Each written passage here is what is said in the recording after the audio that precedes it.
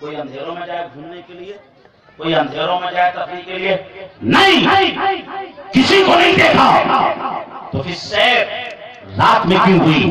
رب یہ سمجھانا چاہتا تھا کہ اے لوگوں، تم اپنی زندگیوں کے اندر اس سورج کی روشنی میں بھی محتاج ہو، چاند کی روشنی کے بھی محتاج ہو، مگر میرا حبیب وہ ہے، میرا حبیب نہ تو چاند کی چاندنی کا محتاج ہے، اور میرا حبیب نہ سورج کی روشنی کا محتاج ہے۔ ان کی شان تو یہ ہے، وہ جس پر کرم فرما دیں اللہ اس کو چمکا دے۔ اعلیٰ حضرت فرماتے ہیں چمک تجھ سے پاتے ہیں سب پانے والے، چمک تجھ سے پاتے ہیں سب پانے والے، میرا دل بھی چمکا دے چمکانے والے، میرا دل بھی چمکا دے چمکانے والے۔ ایک چیز اور غور و فکر والی وہ یہ ہے، غور و فکر والی چیز یہ ہے کہ اگر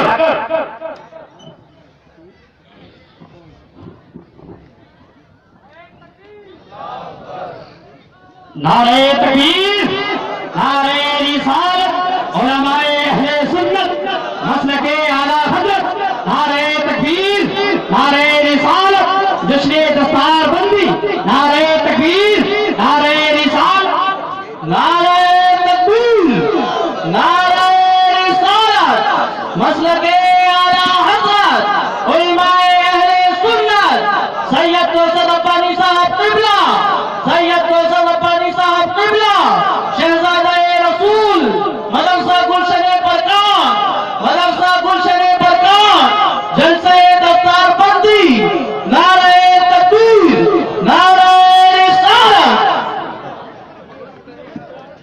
تشریف رکھیے، تشریف رکھیے۔ علماء کرام کے چہروں کی زیارت اپنی آنکھوں سے کیجیے۔ بس 2-4 منٹ کے بعد میں اپنی گفتگو پورا کرنے والا ہوں۔ بیٹھ جائیے، بیٹھ جائیے، مل کر کہہ دیجیے یا رسول اللہ۔ دیکھیے اتنا تھکا تھکا مت بولیے، ذرا جی لگا کر بولیے یا رسول اللہ، محبتوں سے بولیے یا رسول اللہ۔ بیٹھ جائیے، بیٹھ جائیے، بیٹھ جائیے۔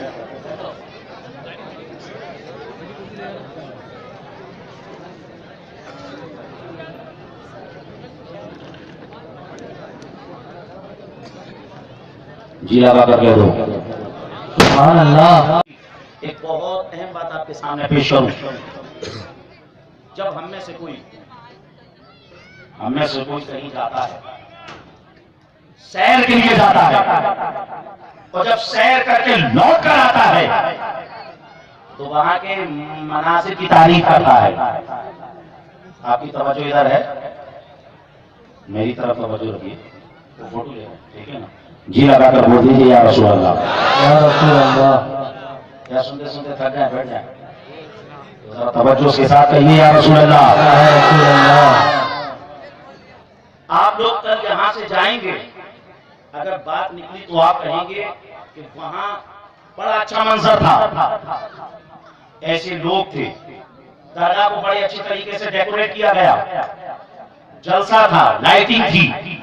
اس منظر کی منظر کشی ہو سکتا ہے کہ ہم میں سے کوئی کل جا کر کرے۔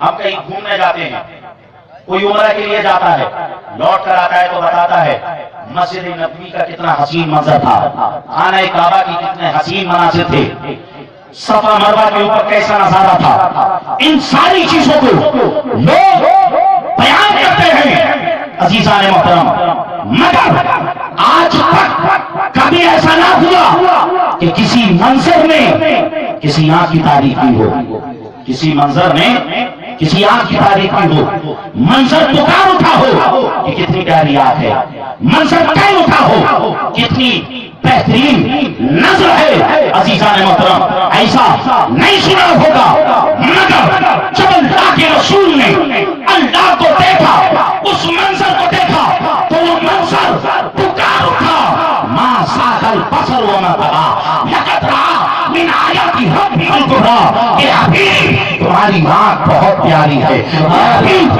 تمہاری نظر بہت پیاری ہے۔ سبحان اللہ۔ عزیزان محترم، یہ تھی معراج ہمارے آقا کی، اور انسان کی معراج کیا ہے؟ انسان کے لیے میرے آقا صلی اللہ ہمارے لیے اللہ کے نبی صلی اللہ علیہ وسلم وہاں سے ایک تحفہ لے کر آئے، جس تحفے کو کہتے ہیں نماز۔ بے شک ہمارا کوئی دوست کہیں ودیش جائے اور اپنے دوست کے لیے کوئی تحفہ لے کر آئے، اس کو لا کر دے اور کہے کہ میں تمہارے لیے یہ تحفہ لے کر آیا ہوں، وہ دوست اس تحفے کو لے اسی کے سامنے نیچے گرائے اور اپنے پیر سے رگڑ دے، تو بتاؤ اس دوست کے دل پر کیا گزرے گی؟ وہ دوست کیا سوچے گا کہ میں کتنے ارمانوں کے ساتھ اس کے لیے اس تحفے کو وہاں سے لے کر آیا، مگر اس نے میرے تحفے کی قدر نہ کی، میرے سامنے اس نے میری بھی انسلٹ کی، میرے تحفے کی بھی انسلٹ کی۔ عزیزان محترم، ایک تحفہ ہمارے آقا صلی اللہ علیہ وسلم معراج کی رات جمعہ مکہ گئے تھے، وہاں سے امت کے لیے لے کر آئے، وہ تحفہ تھا نماز۔ اللہ اکبر! لیکن اب آج امت کا حال یہ ہے کہ فجر میں اس تحفے کی ناقدری کی جا رہی ہے، ظہر میں اس تحفے کی ناقدری کی جا رہی ہے، عصر میں اس تحفے کی ناقدری کی جا رہی ہے، عشاء میں اس تحفے کی ناقدری کی جا رہی ہے۔ عزیزان محترم، سرکار فرماتے ہیں الصلاۃ معراج المومنین، کہ نماز جو ہے مومنین کی معراج ہے۔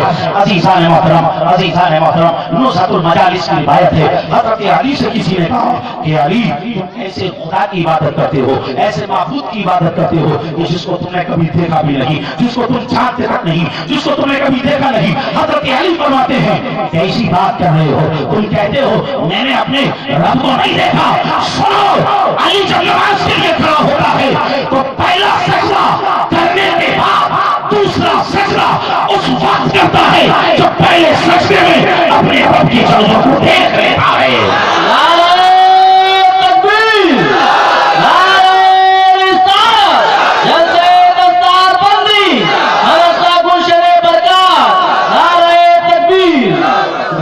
تو ہمارے آقا کی معراج ہے کہ ہمارے آقا نے رب کے جلووں کو دیکھا، اور نمازوں کی پابندی کر لی انسان تو رب کے جلووں کو انسان بھی دیکھ سکتا ہے۔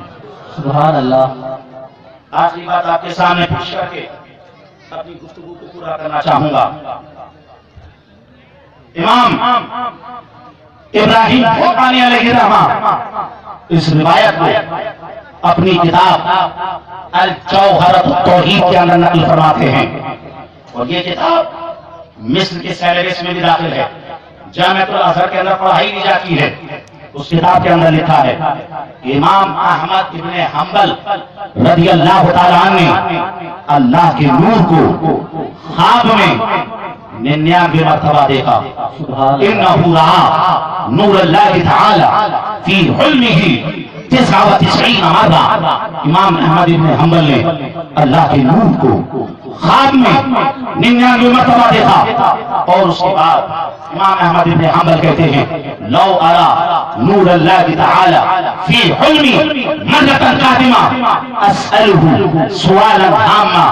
اب اگر اگلی مرتبہ میں اللہ کے نور کو خواب میں دیکھوں گا تو میں اللہ سے ایک مسئلہ پوچھوں گا، میں اللہ سے ایک سوال پوچھوں گا، میں اللہ سے ایک بات پوچھوں گا۔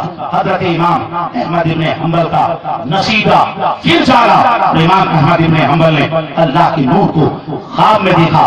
عزیزان محترم، اس کے بعد امام احمد ابن حنبل نے کہا اے پروردگار عالم، اے میرے معبود حقیقی، اے میرے مولا، آج تیرا بندہ احمد تجھ سے ایک سوال کرنا چاہتا ہے، آج تیرا بندہ احمد تجھ سے ایک بات پوچھنا چاہتا ہے، آج تیرا بندہ احمد تجھ سے ایک مسئلہ پوچھنا چاہتا ہے۔ رب کی رحمتوں نے کہا اے احمد ابن حنبل، کہو بتاؤ کیا سوال پوچھنا چاہتے ہو، کیا مسئلہ پوچھنا چاہتے ہو؟ امام احمد ابن حنبل کہتے ہیں اے پروردگار عالم، اے میرے معبود حقیقی، اے میرے مولا، اگر کوئی بندہ تیرا قرب حاصل کرنا چاہے، اگر کوئی بندہ تیرا دوست بننا چاہے، اگر کوئی تیرا بندہ تجھ سے قریب ہونا چاہے، اگر کوئی تیرا بندہ تیرا ہونا چاہے تو اے رب کریم، اس کا دنیا میں کون سا طریقہ ہے، اس کا کون سا ذریعہ ہے، اس کا کون سا وسیلہ ہے، اس کا کون سا طریقہ ہے کہ بندہ چاہے تو وہ تجھ سے قریب ہو جائے، بندہ چاہے تیرا قرب حاصل کر لے، بندہ چاہے تیرا دوست بن جائے۔ عزیزان محترم، رب کی رحمتوں نے کہا یہ امام احمد ابن حنبل، سنو، اگر کوئی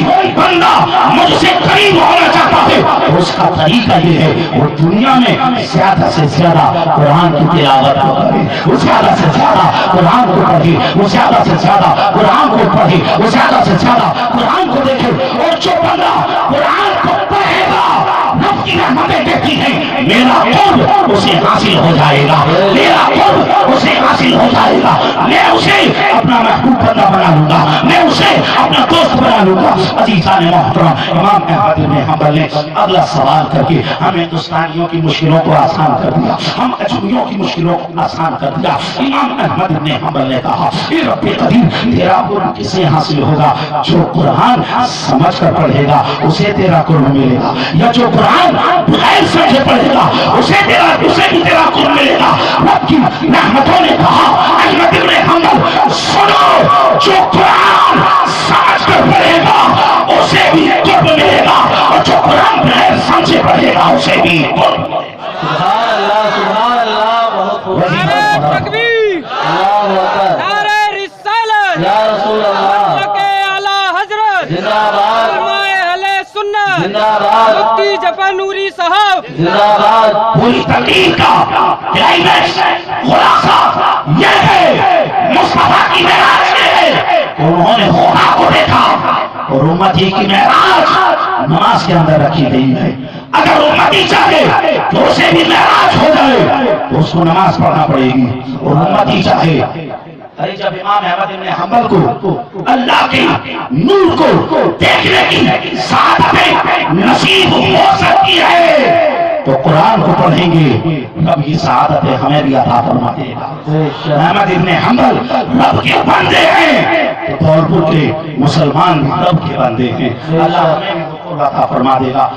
اکرام بیٹھے ہوئے ہیں، علماء اکرام چل رہے ہیں، مولا تبارک و تعالیٰ کا روح گلشنی بغداد کو دن دگنی رات چوگنی ترقی عطا فرمائے، کیونکہ کہیں آمین، ایک بار تو مچل کر بولو، ایک کہتا ہوں آمین، اور مچل کرتا ہوں سبحان اللہ، الحمدللہ، اللہ اکبر، لا الہ الا اللہ محمد رسول اللہ۔ بیان میں کسی طرح کی غلطی ہو مولا اس کو اپنے فضل و کرم سے معاف فرمائے۔ معاف فرمانا الحمدللہ رب العالمین۔